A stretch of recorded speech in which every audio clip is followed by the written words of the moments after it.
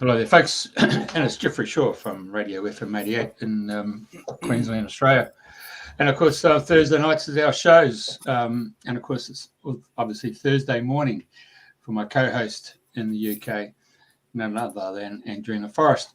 And so, without any further ado, I'll hand it over to Andrena. Hi, everybody. Good morning, good day, and wherever you are in the world, and if you're listening to the replay, very welcome to Dreaming the New Dream, and happy solstice to everybody. We're coming from the heart chakra of the planet today, and I have the lovely Garry Sharp, who's just a few miles down the road from me, and I'm really excited for Garry to share his devices and his gadgets, because you would have seen by the flyer he had this amazing whatever which he's going to share.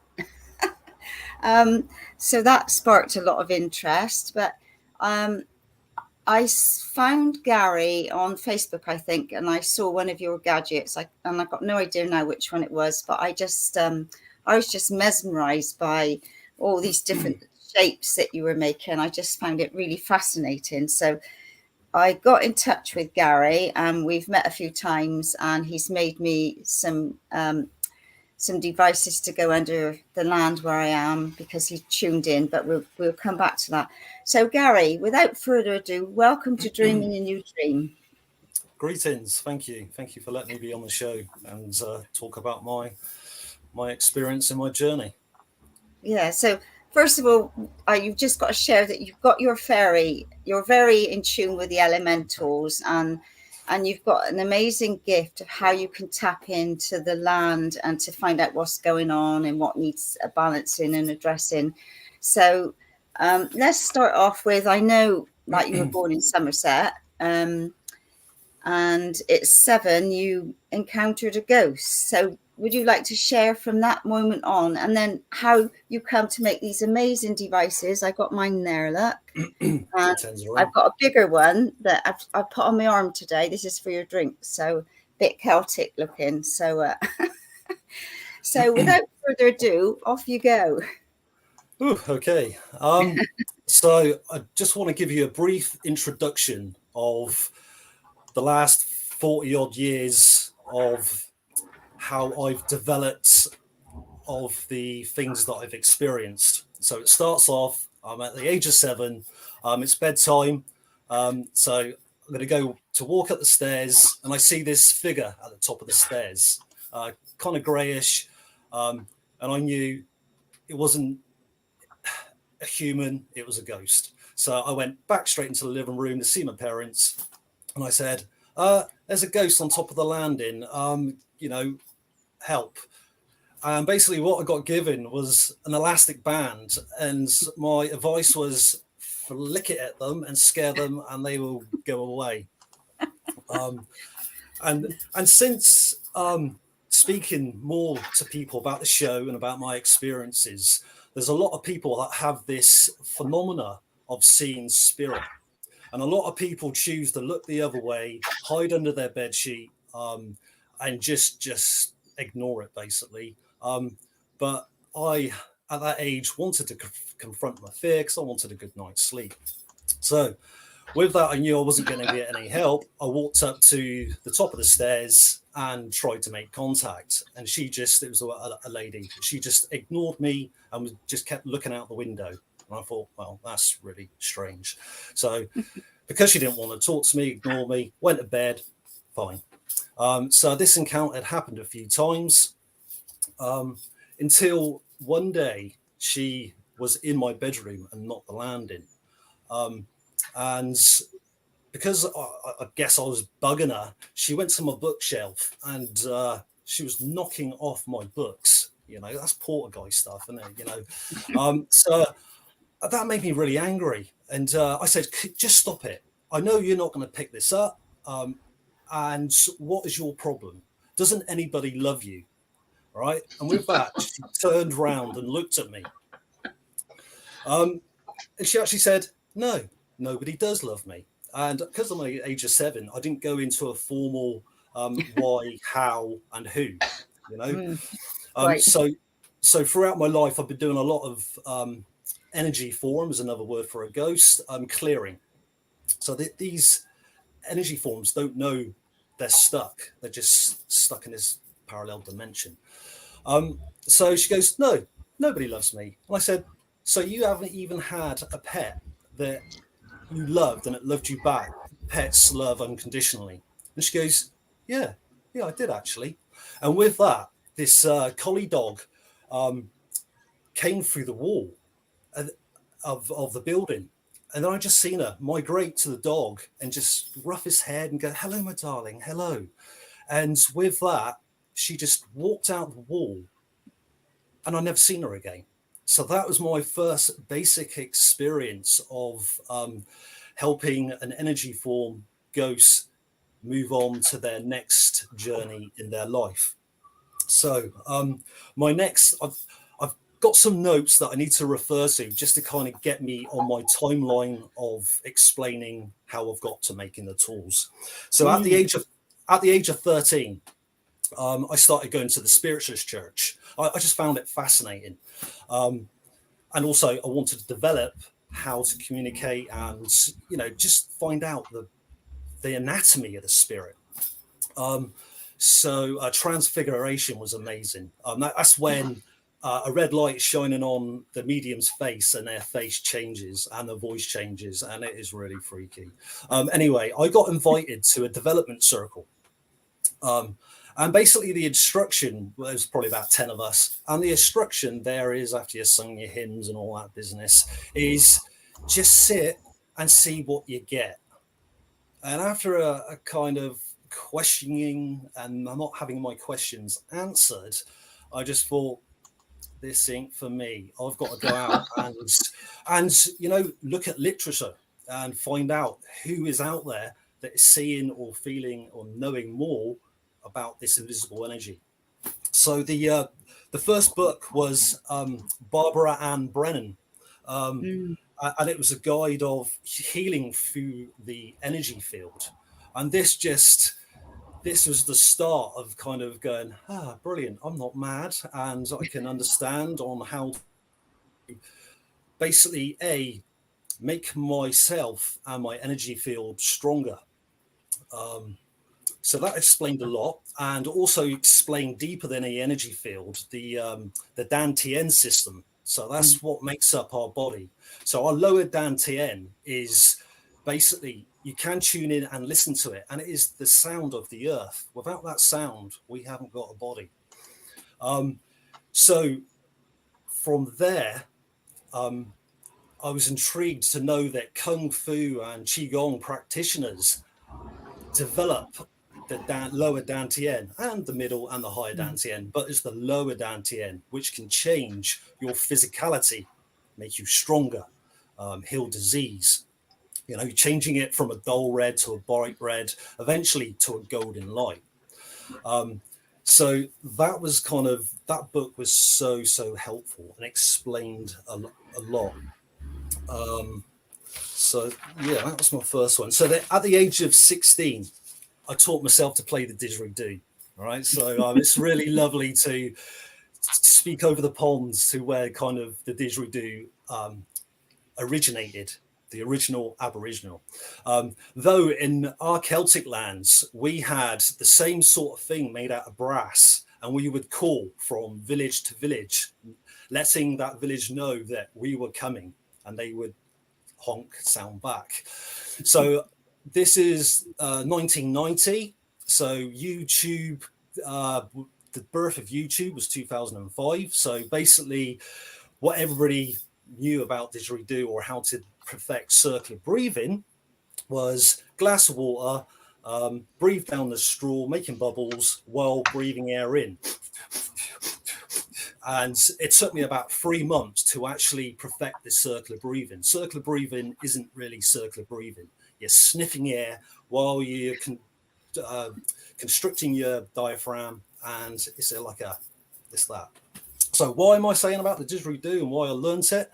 Is because Wim Hof, who does all the breathing, he says getting high off your own supply and playing the didgeridoo is a very simple access to heightened awareness. You forget your body, you forget your automated breathing, and you are with the sound, and you are resonating with the energy fields of the universe, the birds, the earth. So I'm going, wow, this is pretty cool.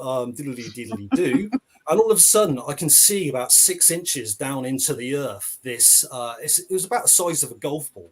And later on, I found that is our grounding cord, which sometimes when I see energy, it takes anything from an hour to 24 to 48 for the outside landscape world to come back and said, this is the explanation of what you've seen. So anyway, going back to the golf ball and grounding,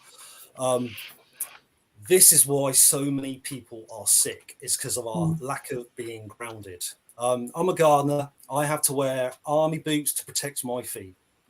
So, so even though there's lots of different points you can ground on your body, All right. at the end of the day, when I take my boots off, I have to ground. And when I ground outside, you can ground inside.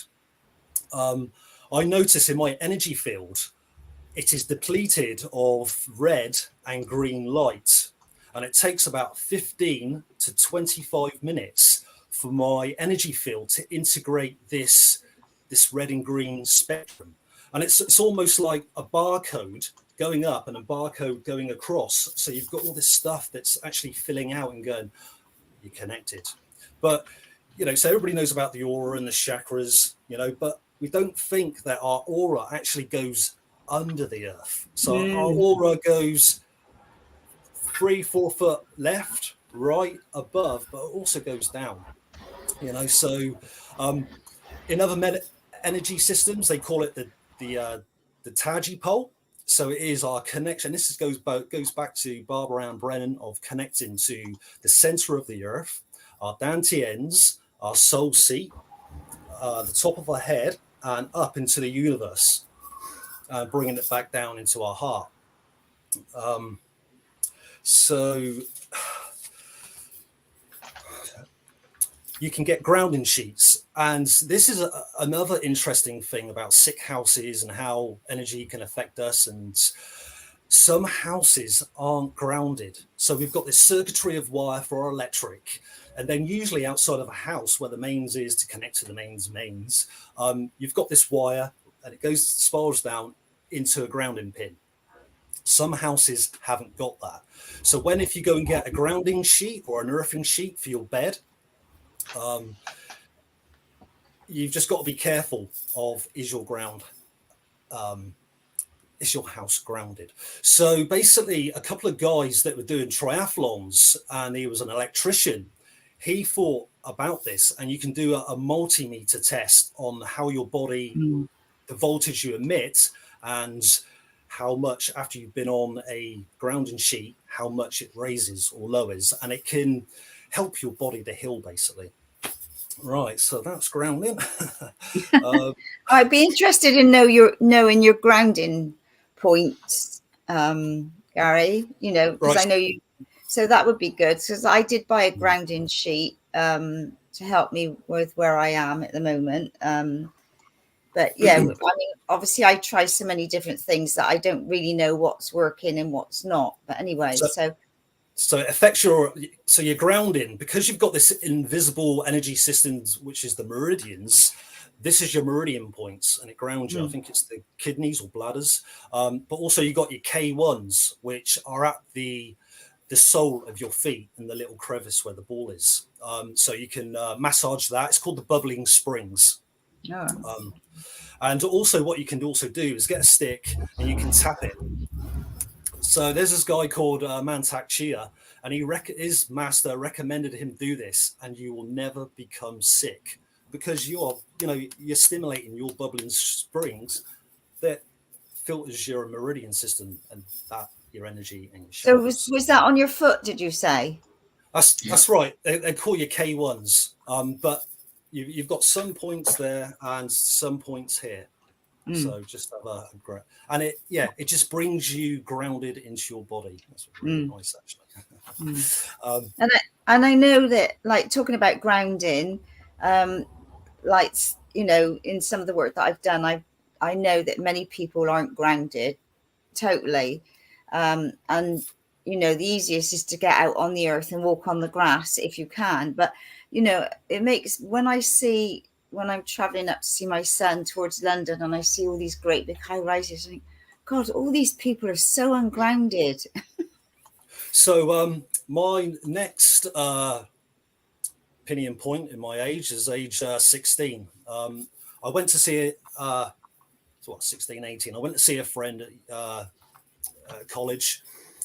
Went out for a few bevies. Somebody had spiked my pint with some amphetamines.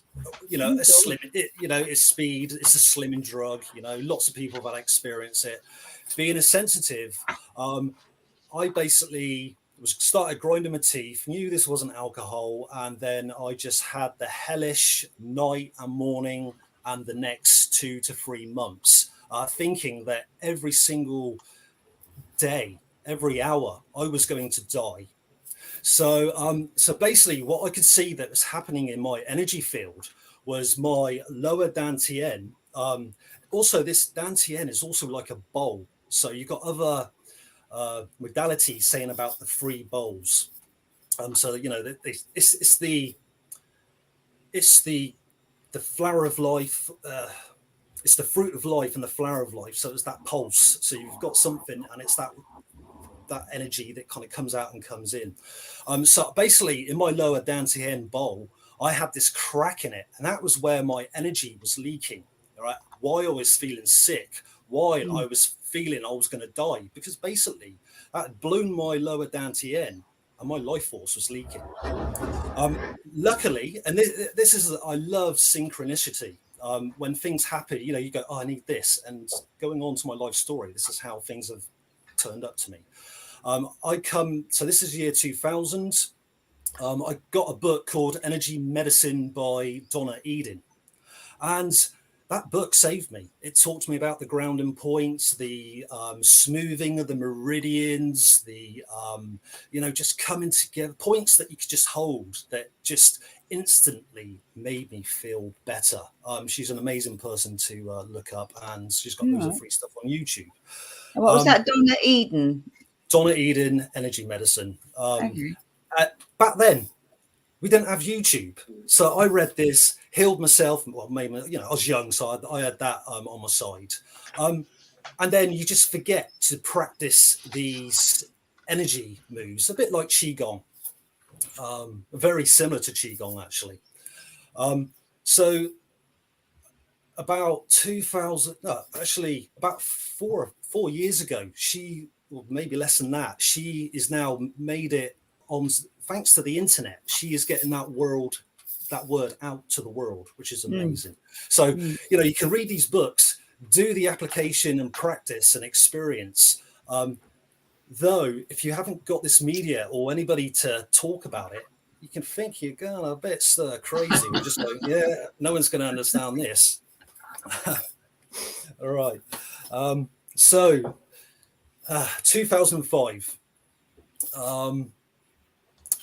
I read the book Living in Your Heart by Drumvelo, Malkadet. Oh, yeah. Drumvelo, yeah. At the first page was this guy called Slim Spurling, and he was a geobiologist. Big words. I want to try to not use big words because, you know. Keep it simple. Right, but there's a few paragraphs I will, just to kind of, just for you to go, right, so, yeah, picked up this book, loved the CD, really simple, centering your heart. But this guy fascinated me with all his tools and gadgets and how he influenced healing the earth, playing with the earth, trying to give it a hug, trying to stop what mankind or transmuting what we are doing. So, yeah, but the information was just slowly getting out. This is 2005, birth of YouTube, just found this. Oh, brilliant. So it's like, you're in America. Great. Anyway, so there was no other information. Couldn't find that much information on him. In Glastonbury, the day after, lo and behold, I found a flyer. Slim Spurling is coming to the UK, and he's got a 3-day course. Thank you very much. And it was in a week's time. So, which is really amazing. So I went there, got overloaded with information. Really, I kind of went there for the tools, but also it was a dowsing workshop. And I will go on with the dowsing bit a bit later. And another thing I want to say as well is about the consensus reality. And this is for everything. What I feel is not necessarily what you are going to be feeling. We all have our ways of interrupting things. Some people see energy, some people feel energy, and really they're the same thing. It's how we fine-tuned on how we want to interpret it, that data. So great, went on this course, got overloaded. The dowsing was just, it's like driving a car. You pass your test, and that's when you start learning, because you've got to start thinking for all the other drivers, you know, and remembering all the stuff eventually until that becomes like the back of your hand, second nature. So it takes a few years to kind of perfect your own way and understanding of how dowsing works. And yet again, with dowsing, you need to be hydrated and you need to be grounded, because if you're not any of them, you're not going to get the right signals or answers. Right, so where am I now? So after doing that course, and I'm not a course collector, because I know lots of people just do courses, get the certificate, I'm the practitioner, and they don't really fully embody what they've learned, or most importantly, question what they've learned. Like, you know, I know I will go into mantras a bit later of, I'll do this because it's going to bring me this. And you don't really understand what that's bringing in. Anyway, I'm digressing. So no. I come across, I've always been interested in geometry. And then I come across this, this book. It's a workbook. Fantastic. They've done it. They're pioneers of geometry, Jiva Carter and Juliet Carter. The template.org. Yeah, I did one of their workshops years ago. Fantastic. It's just the way they've laid it out, explained it, has given it their own language, and they've gone, this bit affects that organ, this bit affects that. And the other important thing, which is also to do with dowsing, is muscle testing. So, you know, they had so many amazing stories. So I just want to give you an example of one of their stories and how geometry affects us. So the crucifix, right? That's a negative piece of icon geometry, right? So if you muscle test a vicar, he will test weak. Now, if you explain to this vicar or any priest or what have you, that the cross is actually an unfolded box. So that now has took his vision away from suffering and understanding what actually a cross is. So now he's educated, and now he's got a different system to understand. He will then, his body will be strong.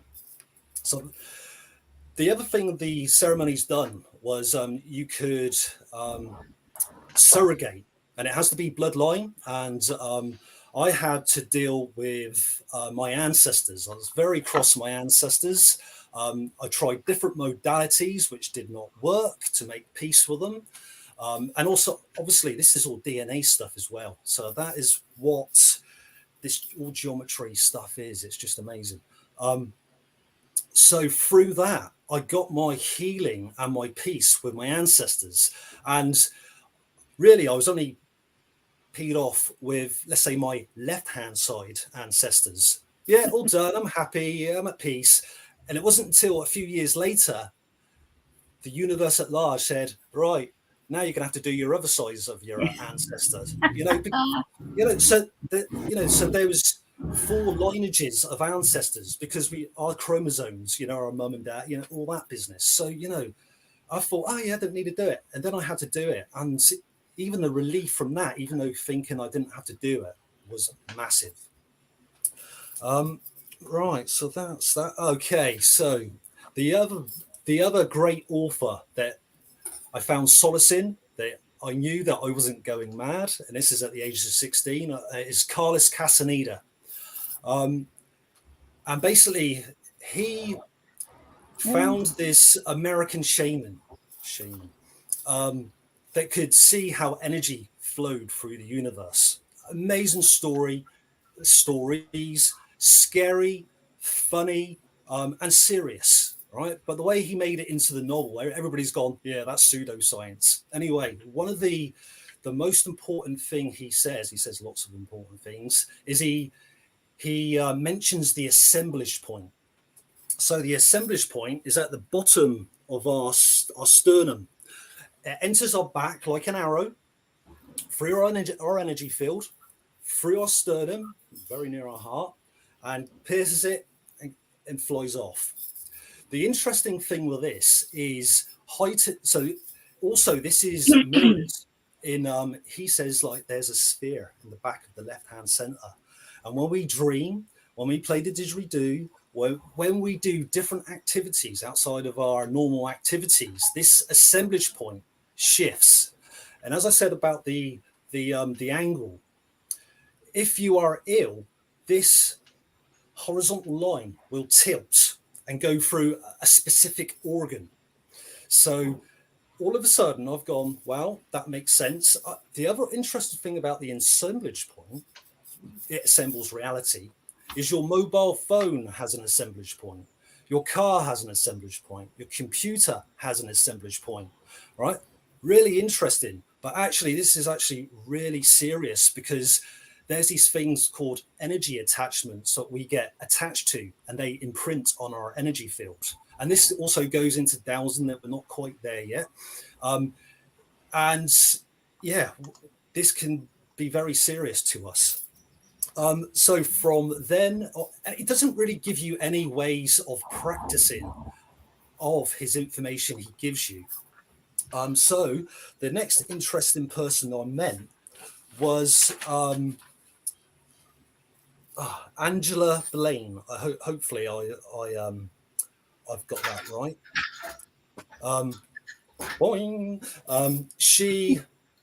She was the first person to scientifically, with technology, locate the assemblage point. So all the people that were going, oh yeah, Carlos Castaneda he's made it out of his head. Actually, you've got some person that went, who's a doctor, got the gadgets, found it, and then they developed their own modality of centering the assemblage point. Wow. Using this quite a big crystal. And so I went there, experienced it, brought this massive course, and learned very quickly. The course is quite a lot of money, so I didn't buy into that because I didn't really want to be a practitioner in that. But I did, with everything, question everything and experiment with it and see how I feel, and ask lots of questions. So even though you're centering the assemblage point, what happens when you dream, have an accident, fear, happiness, one too many beers, chemical drugs, medication, food intolerances, this all affects the alignment of the assemblage point. So yet again, none of these things I'm going to be speaking about or showing you is I'm cured. It's fixed it. All these gadgets and tools are of just that little extra help to re-kick what we are trying to get to, our initial result. So, excuse me. Oh, so going back to mantras. So I had a friend that was doing this Tibetan mantra, and they do a lot. If you look at some of their thankers, they bring in the demons. So, Garry, can you have a look at my aura while I recite this mantra? So I'm looking at this person. Instantly, I am seeing this unnatural, faster frequency coming up Earth and going into the perineum. So usually our energy kind of goes in through our feet, the legs, and nurtures. So this was not a nurturing energy. This was Carlos Castaneda would call this the inorganic beings, because we share a parallel universe that goes back to ghost releasing, energy form releasing. So basically also their solar plexus, I looked in that and it was a bright whitish light, but out of this bright whitish light was this straw that was coming out of their aura. It was like a diagonal line sucking straight into their aura. Even their heart stuff had some going on. And I just, so I sensed it and I said, you're making me feel quite sick now. This is what, and I actually drew the diagram of it. And because this mantra, or the inorganic beings, or this energy forms, was a bit peeved that I stopped it and also recognized it and transcribed it, all of a sudden my energy levels was like, and I was just like, God, I'm just drained.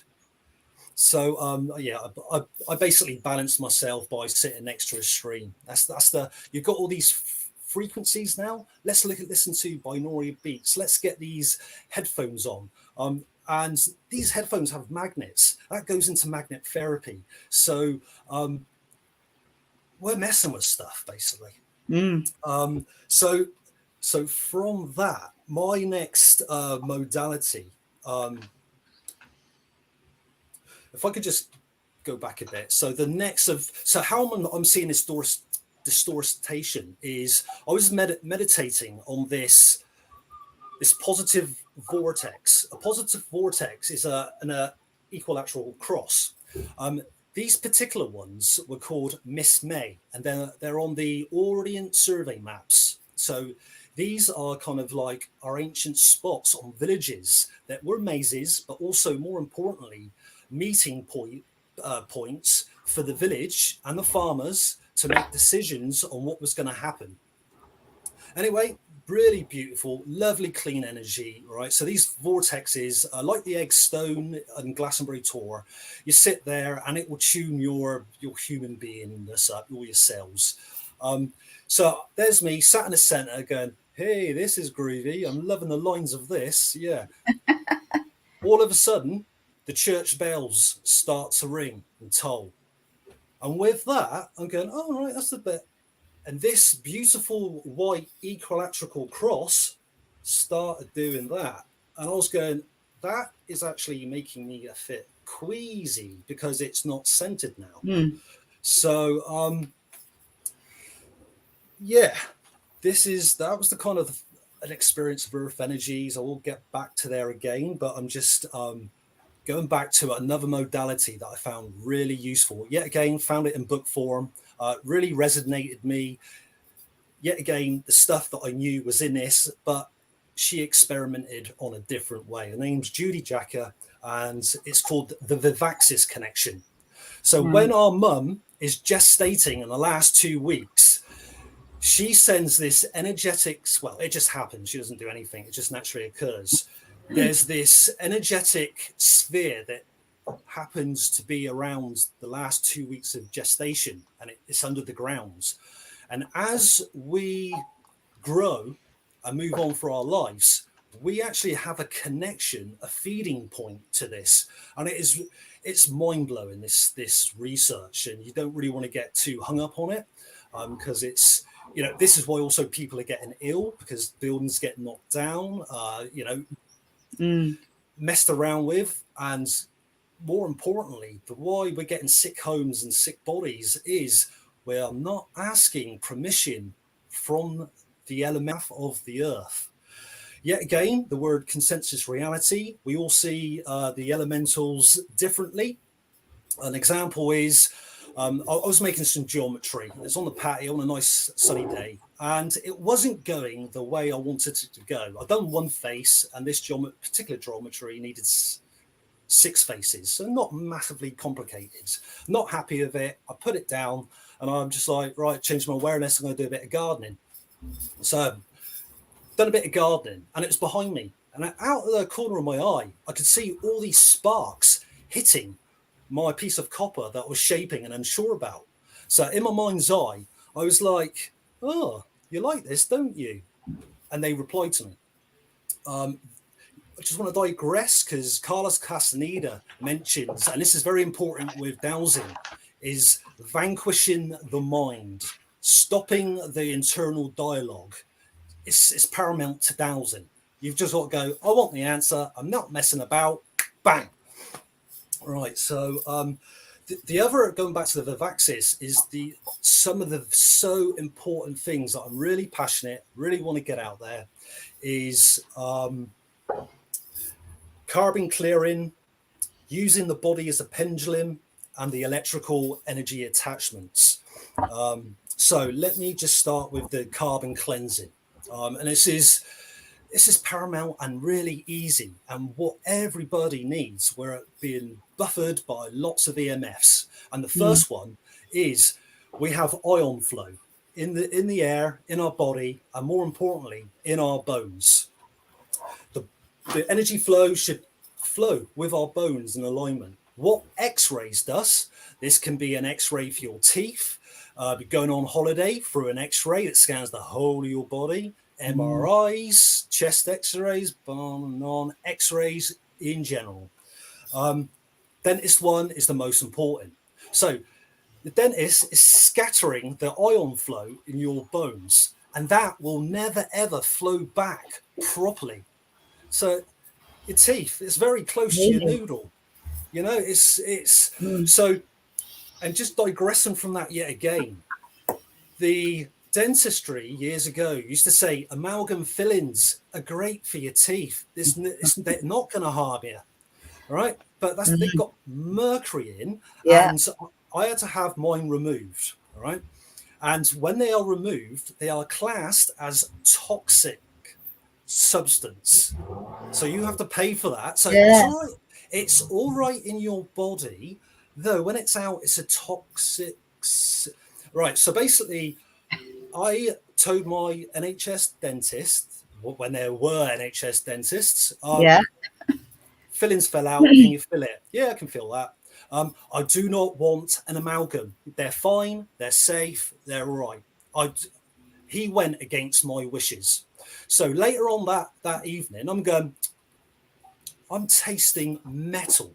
That's all I can, you know, you lick copper, lick something, you go, lick a battery. And that is exactly what I had in my mouth. So I had to go and see a specialist to take them out. The first thing he done was put a multimeter in my mouth. And he told me the usual voltage he finds from people. And I think he said something quite low, 4.5, 8. He goes, you know, that's quite high, 9, you know, high. So he put mine. I had a 10 volt voltage in my mouth. And he goes, that's why you can taste metal. Right. Then he proceeded to tell me that be careful of strip lights, fluorescent lights, because then they start to communicate with your amalgam fillings, which means when you go, so some people that are very sensitive and they go into supermarkets and go, get me out of here, I can't deal with this, I'm having a healing crisis. It's because of all these things that are bombarding us. And so, that's my passionate. And as soon as the amalgam fillings was removed, I had this, that's better. And the doctor looked round and went, that is the first notable effect of, something's happening and something's worked. So going back to the Vivaxis, is she creates this ion flow in our body. And it's amazing. So yet again, touches on dowsing. North, the directional north is closely and is related to carbon. So the parallel that is south. Now the mineral for south is calcium or chalk. All right. So that's just two directions. And if you're thinking of the periodic table, there's a lot of dials to kind of figure out stuff, but we're just figuring out on these two things and the process. So, so what she recommends is you are facing north and you start jarring your jaw. So you can use your fingers or a sushi wrap, you know, just so you're jarring it, you're stimulating it. And this is very, very similar to how I work with copper. Is I have to anneal it, heat it up to make all the particles or molecules excite, so they're not static anymore. So they've expanded and they go, "Way, what are we going to do?" So that's also happening into your ion flow. So you're waking it up. After you've done that for about 30 seconds, you beforehand get some charcoal. It has to be decent charcoal. So make it yourself or buy hardwood charcoal that hasn't got any nasties in it. So I've made myself, I've put it in a freezer bag, very thin plastic, wrapped it in sellotape. I've obviously crunched up the charcoal. So you're looking north, you put that on your jaw and you just breathe in and you just feel the energy, you know, breathe in for 30 seconds. And I had a clairvoyant friend try this and she's holding it. It's just going, I can feel heat. I can feel heat. This is hot. What is this? Well, it would be. It's charcoal. So it's just, I find that really lovely. So what you do then is you make sure you place this or walk away from it at least 6 foot. So you are away from this energy field. Everything has an energy field. You turn around and you look cardinal to the south. And you can have a piece of chalk from a blackboard, or I've got a nice piece of chalk, or you just visualize calcium. So, you know, you don't really need to put it on your jaw, but I'm quite tactile, kinetic. I like the feel, you know, so it puts me directly in contact, but you don't need to do it. So what that is doing then, so you've just excited all your kind of molecules and your ions, and they go, oh, well, we're not just flowing any direction now. We're ready to rock and guide us where you want to be guided to. So with that calcium, you're looking in the proper flow element, and you're then bringing all those molecules to that set static way they can start flowing again. And it is the feeling after is just of well-beingness, you know. And I'm just talking about just by doing your jaws. And you've got lots of receptors all over our bodies. You know, people go, yeah, we've got 8 chakras, we've got 13 chakras, we've got the highest chakras, we've got the lowest chakras, right? Every pore in our skin is a chakra. Right, so that's me off my there's hundreds of chakras, isn't there? Thousands, absolutely thousands. Right. But obviously people just work with the main 7, 8 or 9, don't they? They do, yeah. Well, most people. Yeah. Hey, can we just have a stop there, because I'm falling asleep because it's monotone. So we need to change the interview style. Yeah. Just okay. saying. Yep. Right. So go on then. So I had a guy years ago called David Phillips, and he's one of Australia's #1 Engram experts. So he talks about personalities 1 to 9. And so if you've got a really difficult, say, union dispute between the union and the employers, you send someone who's a 9. And a 9 is someone who just talks on a monotone, and you just put people to sleep. So we need to change the energy. So so it might be best if Andrena sort of just comes in and what she does really good, which is to ask the questions. Yeah, the tools. So I guess you want to see the tools now, because obviously I've been blabbing a bit. Well, now, so. Yeah, no, it's fascinating, Garry. I mean, I love your work. I love what you're doing. I love how you tune into the land and what have you, because it's all about how we can work with the land, how we can help the land and ourselves as well. So, but the what I would like to know is, have you found a mantra that really makes a difference that we could chant? Yeah. I am the light. I hold the light. The light will be with me always. I hope the light. Say it again. I am the light. I am the light. I hold the light. Hold. Oh, right. Yeah, because I always listen to Blossom Goodchild, and she says that the mantra we should be saying that has codes in is I am the light, I am the love, I am the truth, I am. So I don't know if that resonates with you. And this is the important thing, is resonation. What you feel is what's right for Yeah. you. So when I'm awake in the middle of I the am night love. and can't sleep, like last night, I mean, I just couldn't sleep last night, but so I'm there doing me mantras in the night. Garry, what was it? I am the light. I hold the light. The light is always with me. Yeah, because I know there's lots of different singing mantras, and I know there's some that I go to, and because I don't know the words, I can't really sing it and get into it. I like to know the words, or like just say have 4 words so that I can just chant away. And I think when people, if you've only got a few words and you're chanting, you're in that heart space, and you're just keeping that vibration going. When you've got lots of different words, like Indian words or whatever, just as an example, and I can't get my teeth around them, so I can't really get into the chant and to do it justice. But that's how it is for me. So there's this thing called the language of light.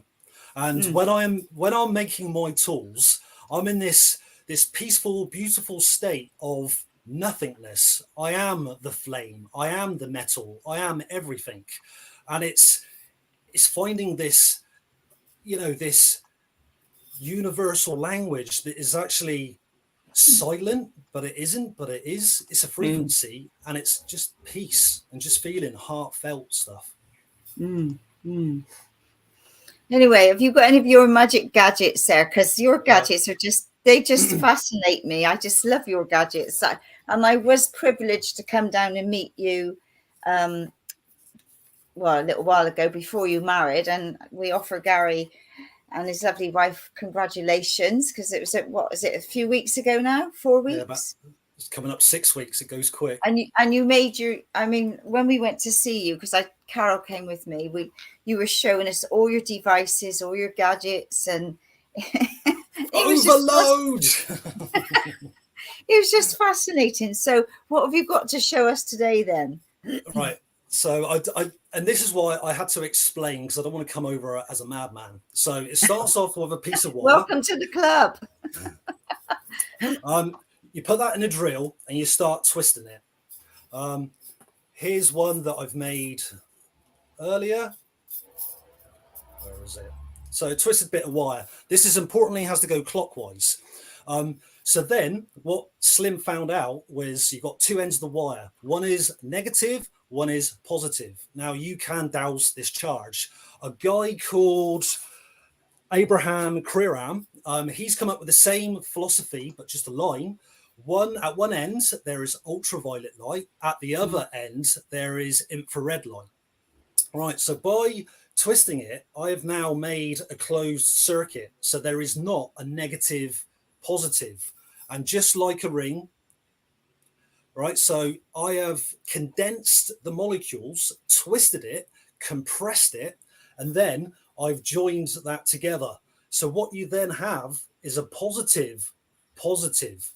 And this is really interesting to know. So I want to go into using your body as a pendulum. You can stand up and repeat your name, and you will want to feel that you want to fall forward. So say a wrong name, and you want to feel falling backwards.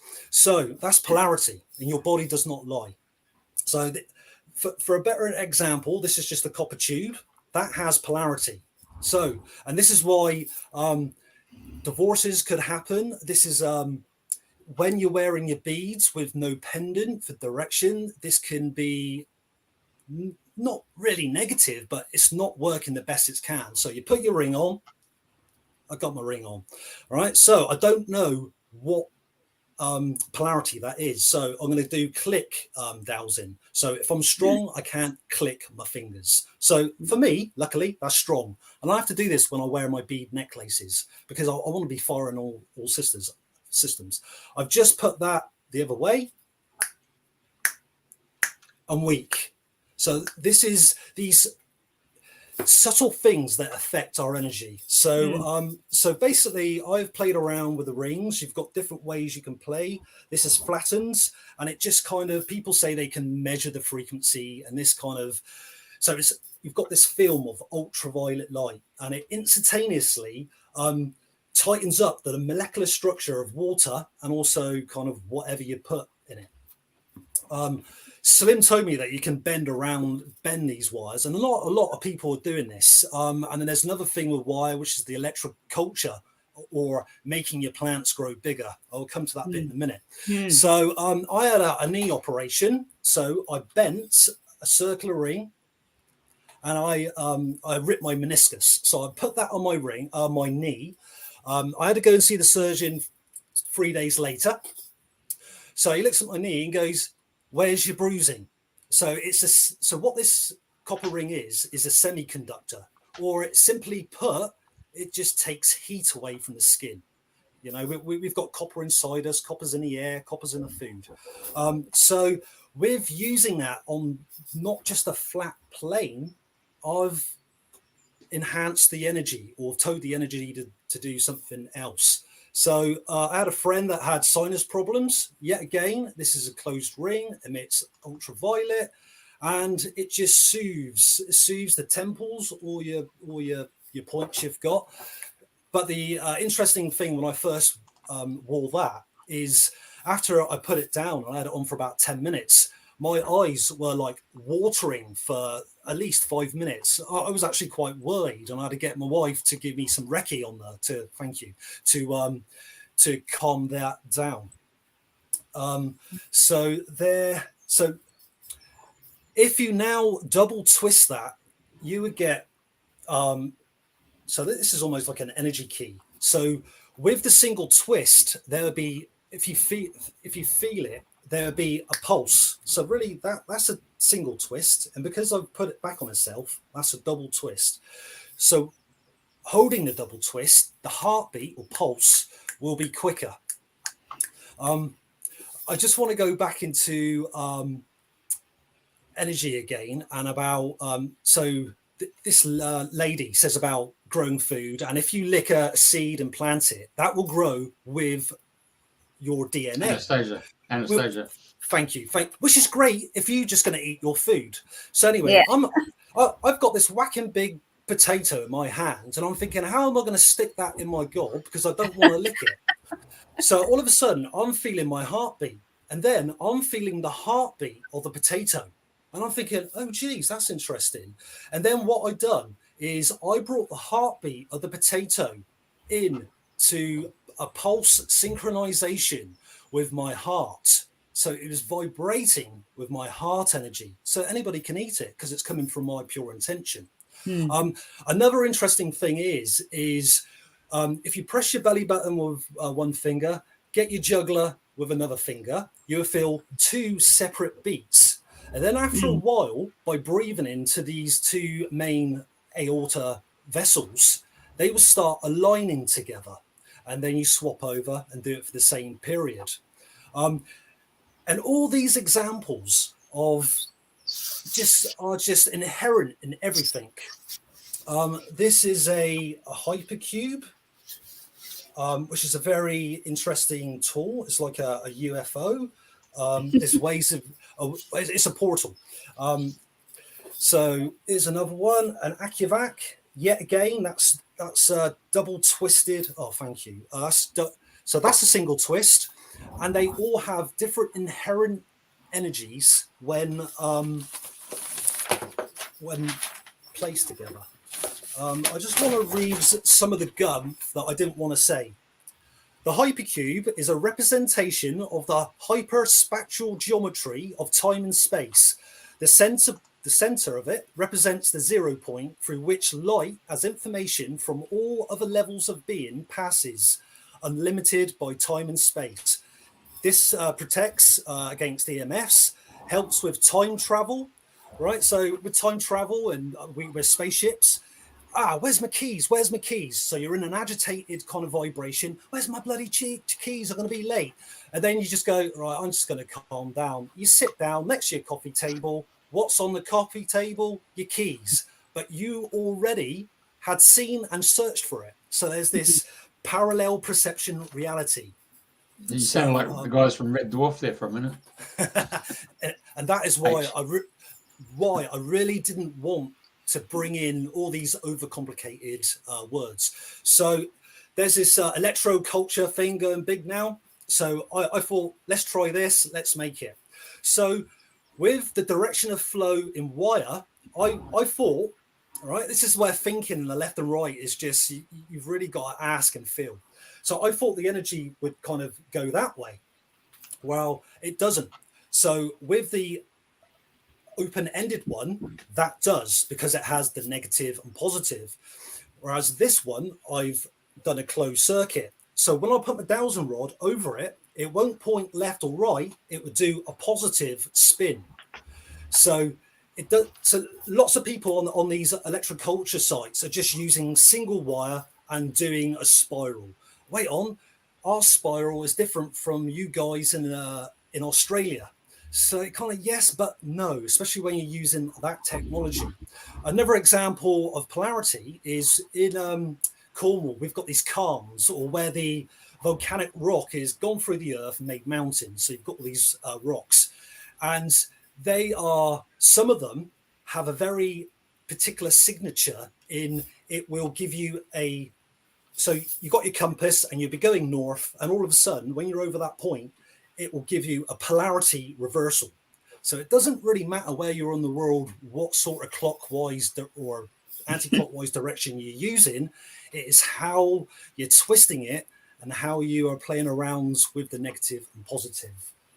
This is my cloud buster, William Reich. I'm kind of, so that is orgonite. That's an amazing piece of. So, thank you again. So the idea of this is these should be really interactive with, not I've just put the frequency on, put it outside, job done. You know, there's lots of different ways we can use this. So what orgonite is you're using a ratio of 50% metal shavings, crystals, and quartz.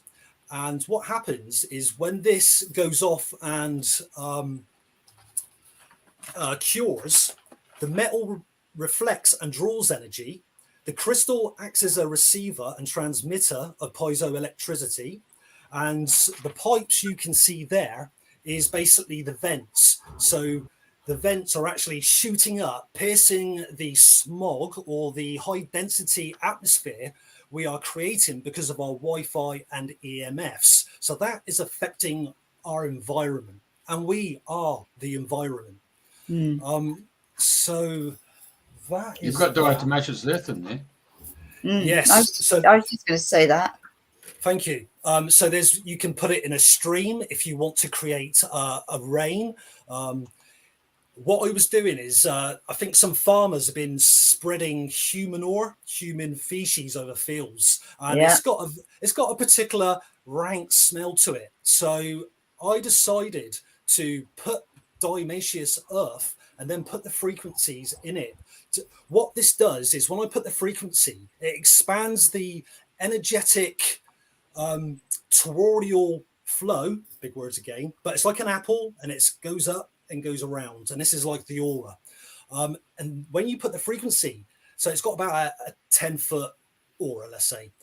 When you put the frequency, and I use the pure molecule of water from rain clouds, it expands this aura to how I feel and how I made mine, to about 40 to 50 miles radius. So I'm not just affecting the environment in Somerset, I'm also kind of clipping Bristol. So there's this whole environmental shift going on. And it's just beautiful when you can see, well, it's not beautiful when you see chemtrails, but especially when they linger, is when you direct them, you can just see it dissipate. And I got into cloud busting 2005 YouTube, when a lot of people were looking at a cloud and pointing it and just sending their attentions of dispersion. And 5 minutes later, guess what? It disperses because we are water, we are energy, we are the universe and our environment.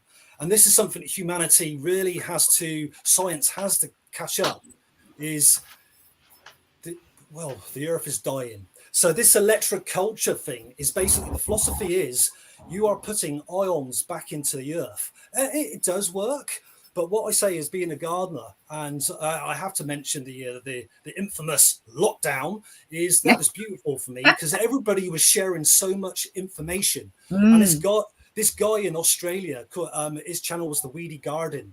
He told everybody how to make good bacteria, which is lactobacillus. And what I found with this is you water it down and you water your plants. And if you've ever been in a positive vortex or a ley line and your hairs stand up and you go, I'm electrified, this is feeling great, I'm on a paracenter, this is what that microorganism brew does. It makes the earth sing. It was like, oh, I feel like I'm on an energy point. And in fact, we are. Just like the skin, and we've got thousands of chakras, the earth is just billions of chakras. So it's that microcosm and the macrocosm. So have you got many people buying your Cloudbuster devices? So this is the thing, really. I haven't gone on a commercial thing. I've just done it, gone, right, this is my interest. I'm doing it for me. I'm asking questions. What is the effect? And after just under 20 years, other people are starting to get this information and expand on it. And unfortunately, not properly understanding the science or the how-to behind it. This is another beautiful thing I just want to share with you guys.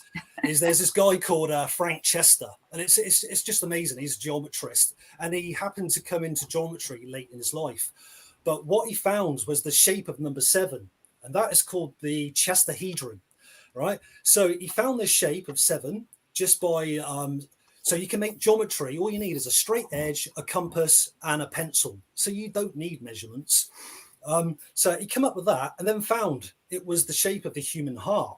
So then, because of that, he had to become a heart specialist to prove what he found was right.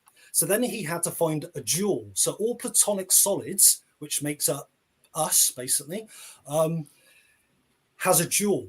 So a geometry that fits inside. So then he found the shape of number 13, and this is the Decatria. And it's just, that is the Picardium around the heart. And it's just, his life's mission is kind of been educating about this shape and about, our heart is more than a pump.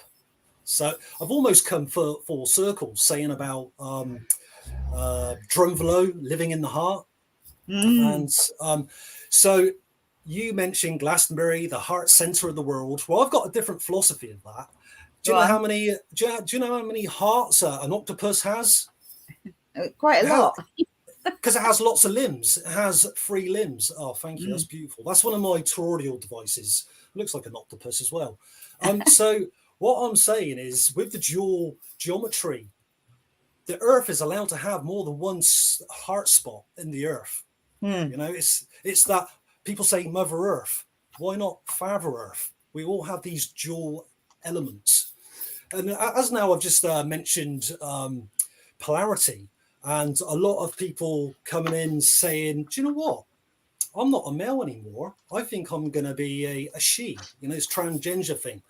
What is very interesting, I found with this energy, is we are connected to the earth and the heavens. Now, for a man, there's a clockwise spin that comes down for our crown chakra. So when a person goes, do you know what? I don't know who I am. That usually will start spinning the other way, or even worse, it will be like a pendulum motion, quite alien. Yet again, Carlos Castaneda mentions about this, and it's to do with on how our energy has been manipulated and why we are hating each other, why we are killing the earth, why there's rich people and poor people. So yeah, that's another tangent I went on there, wasn't it? What's that one there? Right. So these are the rings, and what I'm doing is I'm pulling in energy from different directions of the Earth, and I actually buried this to see if there would be any experimental difference in if I had it on top of the Earth. So we've got a thing called the Benker grid, which is like a Rubik's cube. So energy just doesn't flow under and above.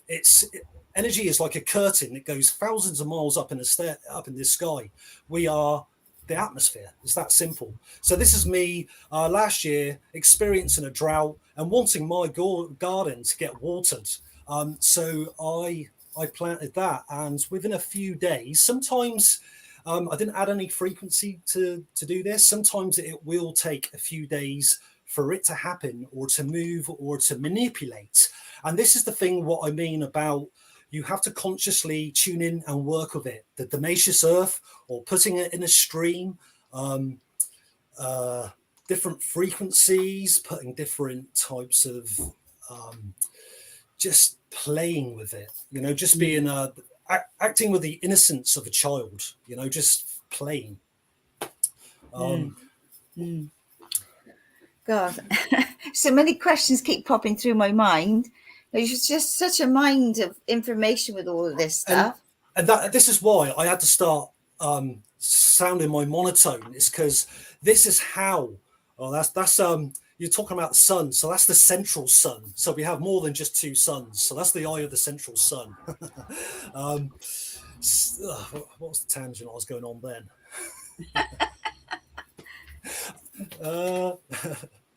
I've lost my thread. Oh yeah, so this is why I had to start kind of writing my life story of how I've come to what I'm doing, and trying to say in layman's terms. And thanks to you, and thanks to the radio show, I'm gonna transcribe of what I've done about 4 pages.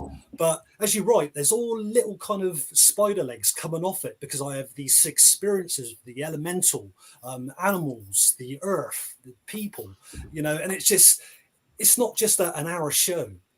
I just want to share another beautiful story, and about how we are not better than animals.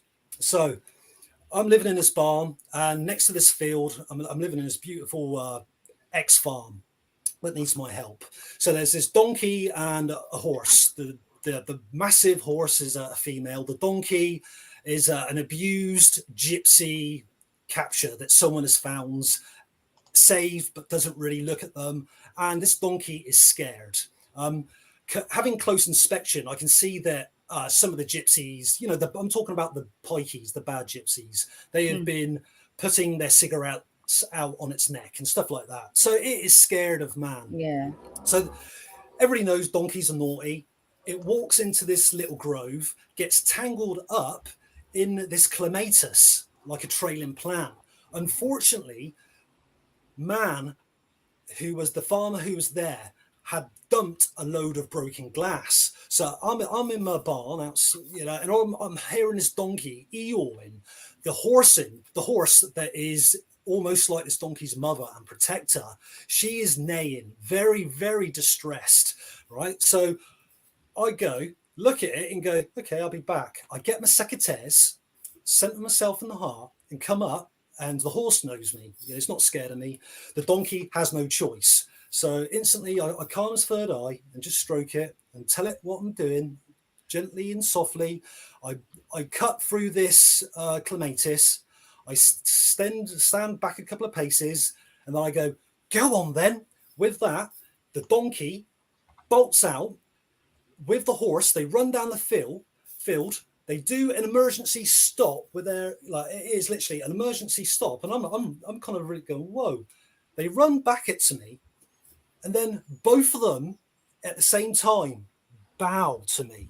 And I'm just like blown away from this no one's taught them to bow or thank, but there was this love that I felt from animals are not dumb. Yeah. Oh no, totally. But that's a beautiful story. Yeah, I mean, we can learn so much from animals. But yeah, gosh. So I know you've set up an Etsy. Is it Etsy? I don't use. Yeah. So I know you've set up an Etsy account, and I know you've I sent Jeff a video of you were using a device with Carol. I can't remember what it was now in the garden. Yeah, an AccuVac. And what was that for? That's so it. Yet again, this has a polarity. It draws and it blows. So it sucks and it spits out. So what happens in our energy field, and Barbara Brennan has this, we have illness that we can't see, and it's stagnant gray energy. So the aura filaments are just going, bah. So what happens when you have pain or disease is you have this kind of gray meshy area. And what that does is you slowly, you hold it like a hummingbird, and it interacts. It is like a hummingbird. You're holding it and it's going, I feel some distant unvibrational vibration. And what you're doing is you're literally sucking that shadow mesh stuff that you can feel but can't see, depending on your third eye vision. And you're slowly feeling this tension, and you're drawing it away, and more importantly, out of your auric field, your energy field, which can go on a bit. I have to shut my energy field down when I go into a city, because I've got quite an expansive, or housings estate, because I don't want to be picking up on other energies that our aura is like a receiver going, I want to make friends to everything lovely, and all of a sudden you've got this EMF tower and you're going, I'm feeling a bit weird and a bit brain foggy. So you got to go bring in that energy, and there's lots of geometry that can help you with these EMFs. The cube octahedron is quite a good one. Again, the bangles or the half cubits or the tensor rings, they're called tensor rings. So this guy Slim, he rediscovered them. So they go back to the Celts, the Egyptians, the Africans. So it's almost like the 100 monkey syndrome.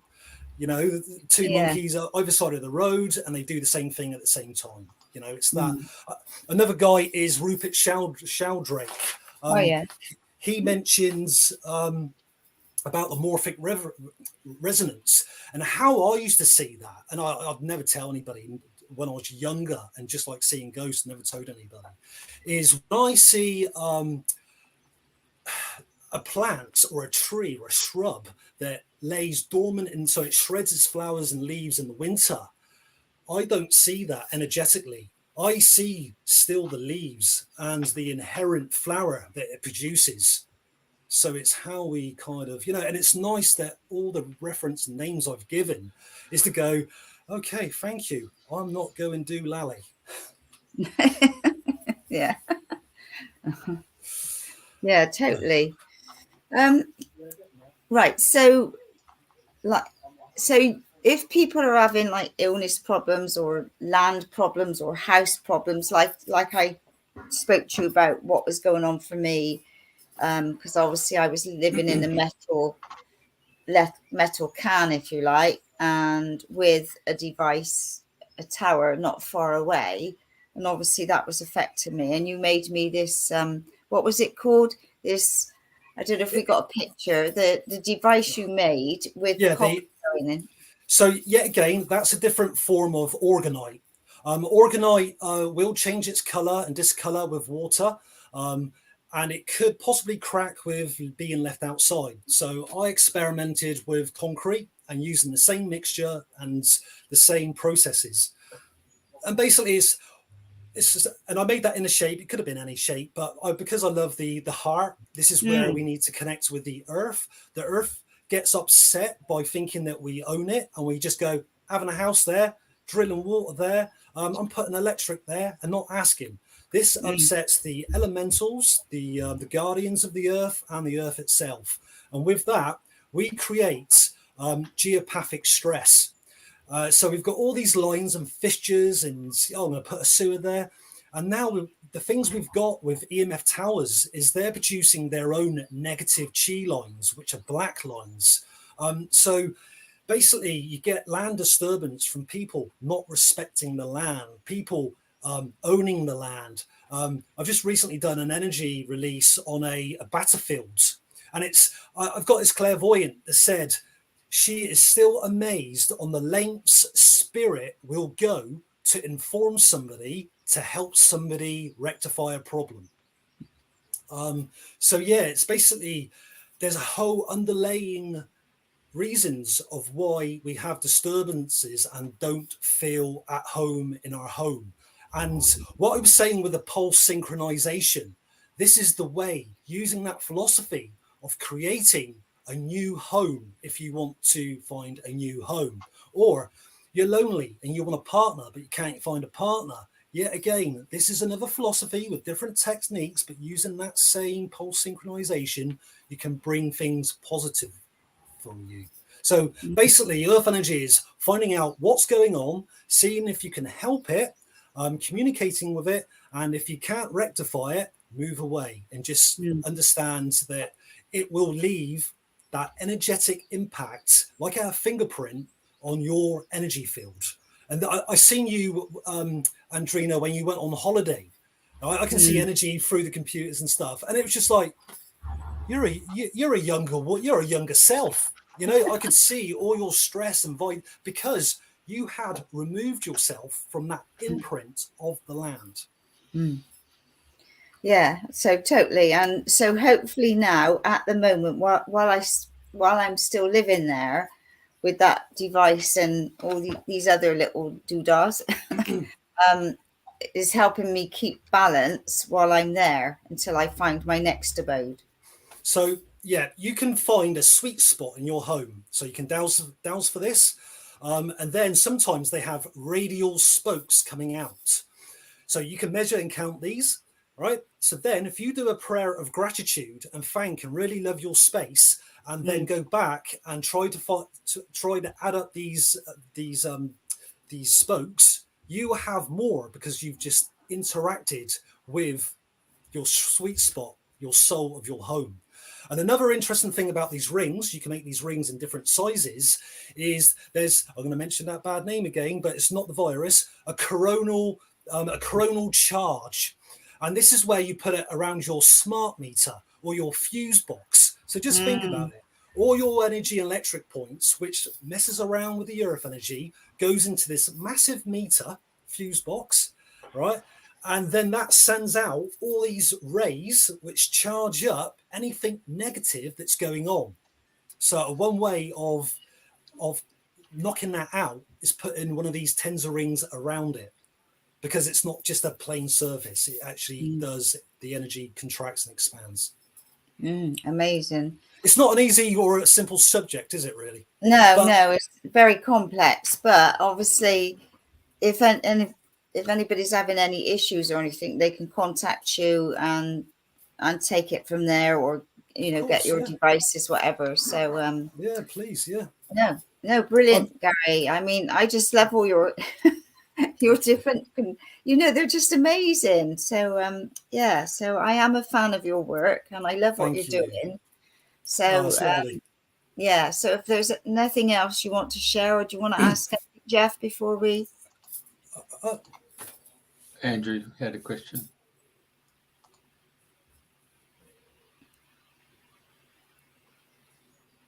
Right.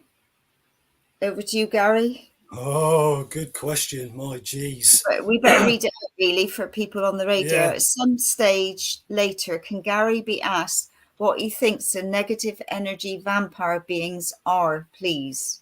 Okay, so yet again, this goes into this massive wormhole of dowsing. We also have curses on the land. We have curses on our body.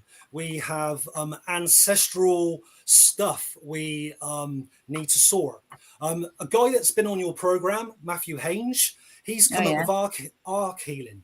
And the way he has presented this is very similar to what Carlos Castaneda calls recapitulation, which basically in simple language means you are looking into your filaments in your energy system, seeing what is there. Yeah, so you can have a bad relationship in this life, a fight. Yet again, you've got scar energy on the earth lines, and these are in your line, and this is karmic stuff as well. So to say what these vampires are is quite a massive subject. People are very, it's this or it's that. But as a human race, we have been dispowered.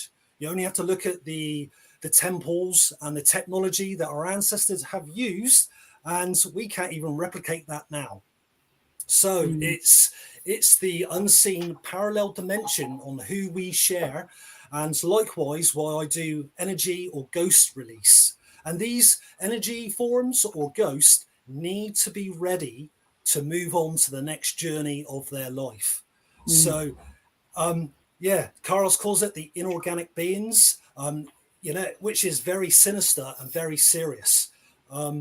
So the more you as an energy worker opens up your spiritual column, you still aren't free from them, because different energy vampires will see that light and see if they want to take a nice drink from it. So you've always got to be on your guard and regularly clean your energy, and just bring yourself into your heart more than once a day, just to see what's going on. Brilliant. I was in Cairo many years ago, and I was there for 5 days, and this guy Mohammed, that's his real name too. He said, "You want to come to the mosque?" I said, "Oh, no, that's okay." He said, "That's all right." We said, "I've got a prayer mat here, faces what's the name?"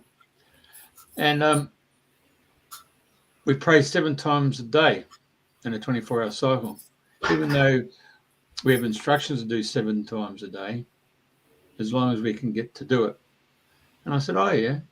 And I said, "What's the actual benefit of doing it?" He said, "Well, just look around you, Jeff. It's a pretty impoverished society that we live in. But at least 7 times a day, we are gathered together for good thoughts and well-being to our fellow humans and our fellow animals." And I thought, well, that's a really profound situation where 7 times in a 24-hour period, you're thinking goodwill to everyone you're going to come in contact with. That's amazing. I love that. I do love that. And just on a negative side of that, this is the problem with religion and the disparagement of somebody made you, or religion starts off walls, but a lot of the teachings of different things have poignant aspects that have basically been manipulated. But beautiful, 7 times a day. Yeah. Oh, sorry. It's time to meditate. Yeah. Sorry. And they get called. I mean, about 4 o'clock in the morning, they start bloody going off. Wow. That's dedication. Beautiful. Thank you for bringing that to this talk. Yeah, amazing. But I know there's different times, different groups have all said, like at 11 o'clock in the morning, we're all going to link in and send healing to the planet, or different things like that. There are groups that still do things like that, I believe. And it should not be underestimated on the power of that. It is massive. It is massive.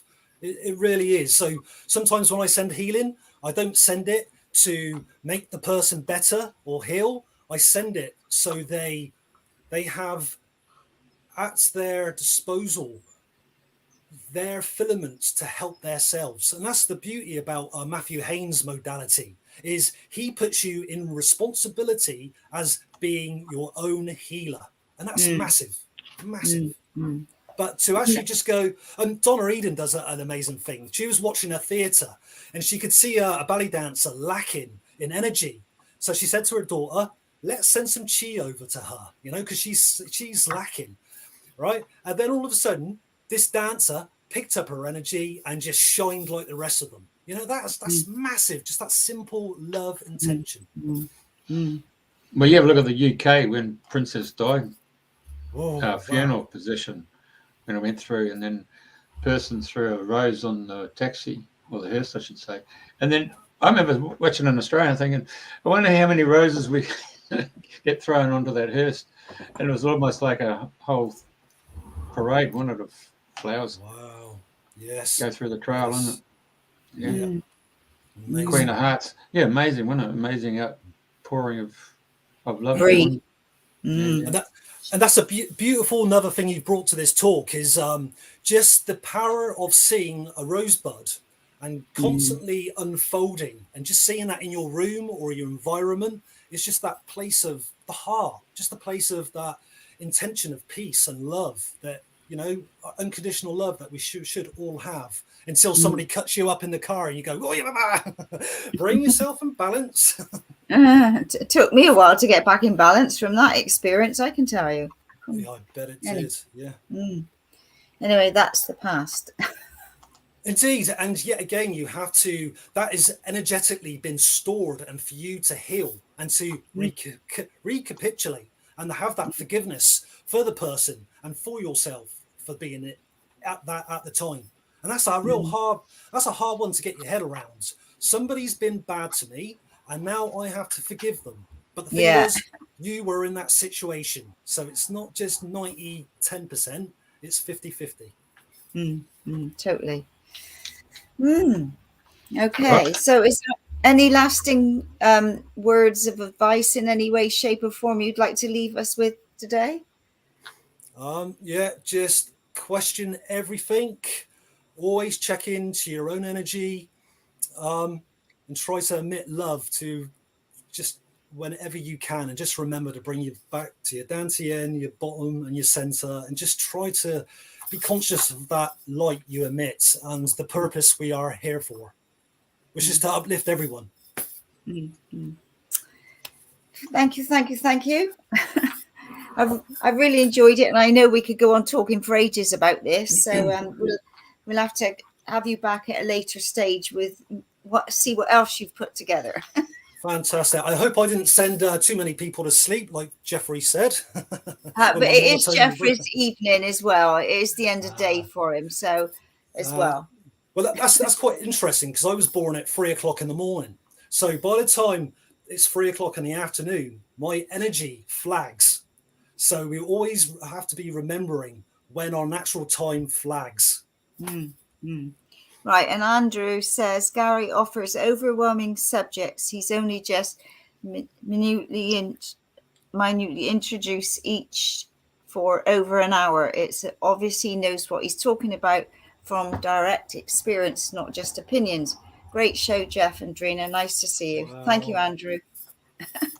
Thank you. Thank you so much. That's I feel that really emotionally, heartfelt. Thank you.